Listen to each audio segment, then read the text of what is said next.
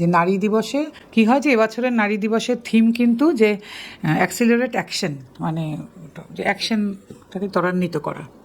তা যেখানে যখনই কথা হয় দেখি লিঙ্গ বৈষম্যের কথা হলে পুরুষের সঙ্গে নারীর লিঙ্গ বৈষম্যের কথা। কিন্তু আমার একটা কথা, এই এতদিনের কাজের ভিত্তিতে আমার মনে হয়েছে যে এদেশে নারীর জন্যও কোনো কাজ খুব হয়নি, হয়েছে মুষ্টিমেয় নারীর জন্যে, মানে আমরা যারা খুব প্রিভিলেজড একটা ক্লাস তাদের জন্য কিন্তু কাজ হয়েছে।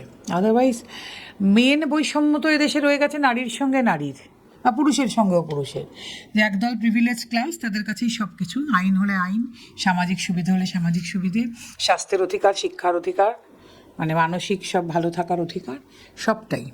তো নারীর সঙ্গে নারীর যে বৈষম্য সেটা কি আমরা দূর করতে পেরেছি? আজকে একজন পরিযায়ী শ্রমিক নারী, ইটভাটার শ্রমিক নারী, বা এরকম নানান যে নারীরা রয়েছেন তাদের সঙ্গে আমরা যারা প্রিভিলেজ ক্লাসের নারী তারা সব কিছু একরকম ভোগ করি?